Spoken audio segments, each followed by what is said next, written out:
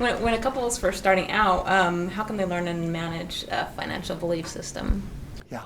Well, the thing that's really interesting when a couple gets married, in Dr. Scott Peck's book that he wrote back in the late 70s, The Road Less Traveled, he talks about our ego barriers that we keep very closely guarded in our courtship and prior to marriage.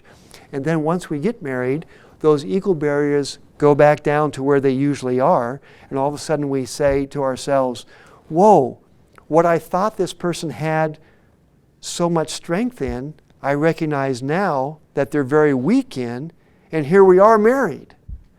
And what we typically do once we get married is we bring these technical orders into our lives. And so as we exchange vows, we also exchange a manual on how the other person should act and behave in the relationship, right? And so then all of a sudden we realize, I had someone ask me one time, before we got married, I was just so much in love with how much my husband and I had in common. Now that we've been married for a few years, I recognize how much my husband and I don't have in common, and it really bothers me. Well, again, it's part of the finding the common ground. So what you do is, we don't get married to change our spouse, but we can influence our spouse through kind words and through conversation and communication. And you say, you know what? My observation is that you like to manage money a lot like your dad did in your family. Is that the best way we should do it in our family? Can we do something a bit different? And you communicate.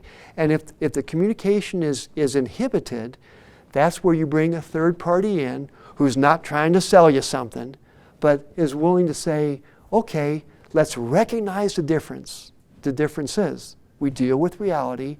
How can we work things out? Give you a quick story. This is a funny story, true story. Had a couple come to me, and the husband was just ragging on the wife because she refused to reconcile their checkbook. This was about 20 years ago when reconciling checkbooks you still did that.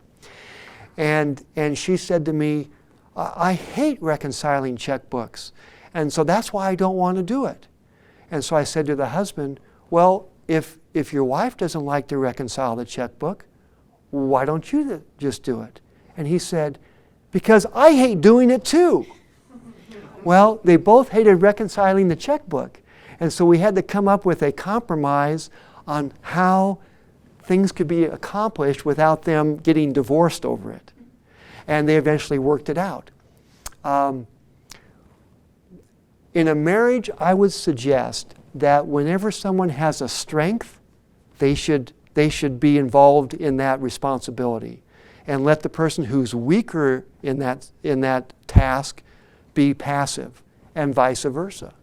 And if couples are willing to work with each other on that, then they can